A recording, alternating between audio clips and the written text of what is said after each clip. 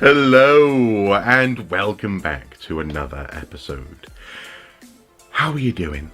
How are you holding up? It's been strange, hasn't it? These past couple of weeks, and seemingly for the foreseeable future, up until June, people are now saying here in the UK, there is the inescapable topic of the global pandemic and the resulting lifestyle changes that we're all having to make, the lockdown, as it were, and hopefully you're weathering this well so far. We're doing quite well here. My lovely wife and I are sort of taking turns in terms of our positive and negative outlook. So she'll be very buoyant on a day when I'm a bit sort of flat about things, and vice versa. I think that's probably quite normal. But boy, did we build that retro gaming centre in time. I mean, perfect timing for the viral shutdown, as it were.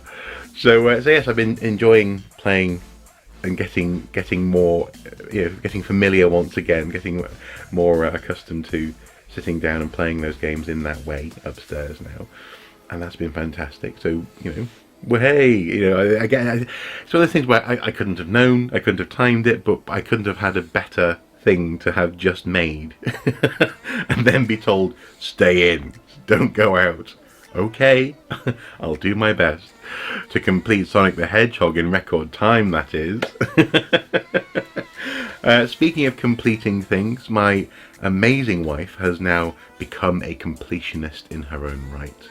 Over the weekend, she 100%ed Lego Harry Potter years 1 to 4, and I was very proud. Obviously, it's a co-op game, so we're playing it together, but those last 10-15%, that was all her. She was determined. And the last thing, that we got to 99.6%. And the last thing that she had to do was to purchase some characters that she had unlocked. So you find characters in the levels, and you have to go to Diagon Alley in that game to unlock those characters to buy them using studs. And when she got 100%, she was grinning from ear to ear. We took a couple of photos, her and the screen, sort of celebrating, and I couldn't have been happier for her. She was very, very excited. Now we've moved straight on to years 5 to 7, a game that I bought because it was going fairly cheap. Obviously the Xbox 360 hasn't been a modern console for a while now, but I bought hoping one day we would return to it, and here we are. Perfect excuse during the lockdown to play Harry Potter, and and also, as I say, share that experience of getting 100% on a computer game with someone for the first time. Wonderful. There've been some unfortunate side effects as well. Obviously, we haven't been able to meet our pandemic buddy for a while now. Pandemic the game, that is. So we've been playing Pandemic Legacy Season 2 for a few months now, and even before the mandatory sort of stay in if you can order, she seemingly had contracted the coronavirus. So she isolated herself, and we were trying to find a way to play the game, and we decided to use a slightly elaborate setup, using an app on my phone to turn it into a wireless webcam and Skype via my laptop to continue the game. So she had the board game, and on this really weird morning I sort of went over to her house, and she had left it on the doorstep, and I sort of wiped it down and sprayed it and then put it in the car, and felt like I was picking up an organ, an organ donor box or something.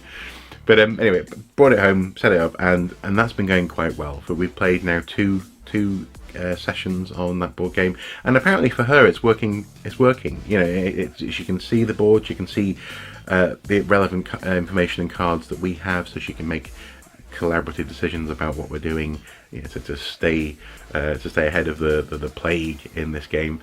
So it's all about using these technologies that we have around us in new and exciting ways. So on the downside, we aren't able to see our friend in person, but on the plus side, we're really lucky to have the ability to play a board game with her even though she's isolated in her home. And yesterday I had, I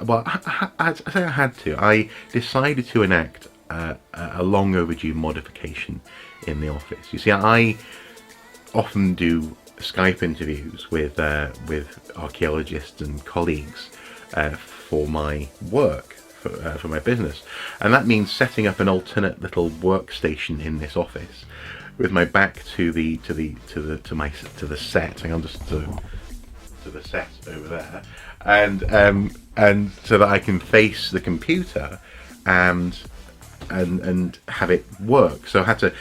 Previously, the solution I came up with was using a keyboard stand with an old shelf, and it would sit actually more or less where the camera is, just there. And it was clunky, it was in the way, storage was an issue because I had to store it in front of my bookcase, and that meant getting stuff out of the bookcase was awkward, and I've been doing that for 5 years.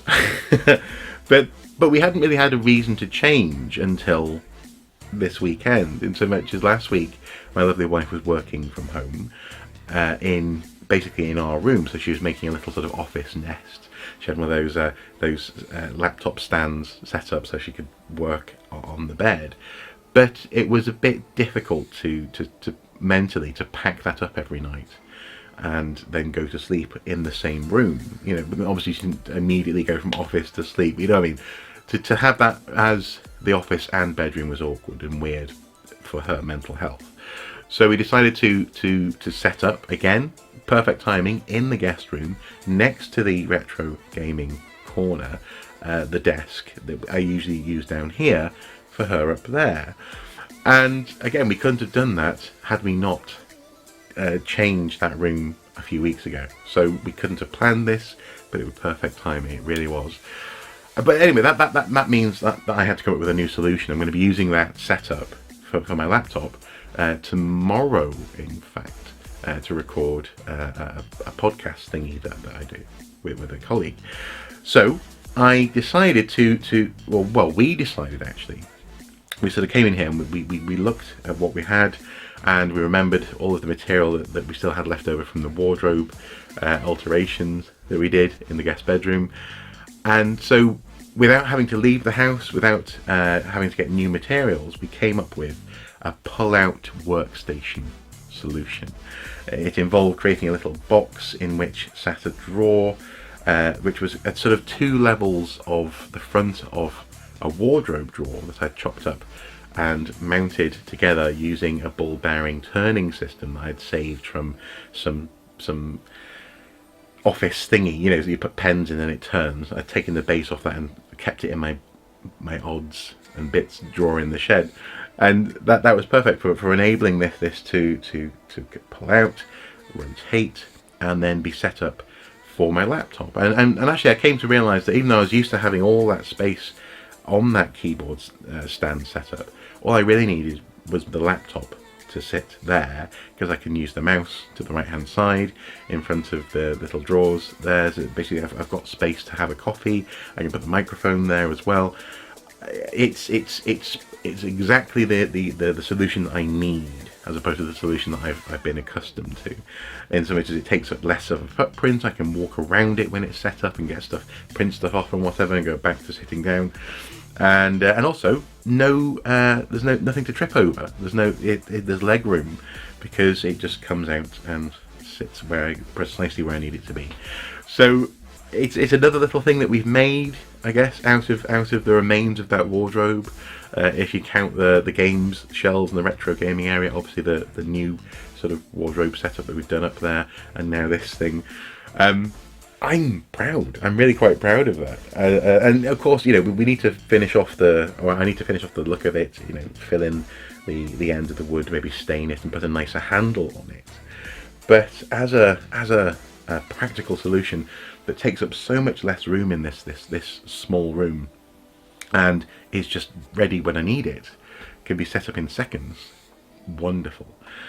So I suppose, in summary, things are going okay. And it's one of those weird things where you don't want to say, yay, you know, pandemic, lockdown, but it's more a case of it's forcing us to come up with innovative play solutions with our friends, to really sit down and focus on, for example, completing Harry Potter, Lego Harry Potter, but also to just finally tackle niggling issues in our work life, because having the keyboard stand upstairs actually is perfect as well, because we want to set up a music corner in that room eventually, so it's going to live up there anyway, and having a proper work desk set up for her is wonderful, and for me this is just spot on. So hopefully you guys are finding this similar, this opportunity to have a different pace of life, a different focus to life for a little while isn't all bad, and hopefully you're finding the good in it, because we're certainly trying to. That said though, we're only like 2 weeks in, so give us a chance. I'm sure we'll be Mad Maxing it up by the end, don't worry. Thank you guys for watching. As ever, do take care, look after yourselves and each other during this very strange time. And I hope to complete, hopefully, Blair Witch on the next play. I know it's not the most popular video that series that I've been doing on this channel, but I've been enjoying playing it. And next time, hopefully, when I live stream, maybe some people will turn up for a bit of banter as well. But anyway, thank you. Bye bye.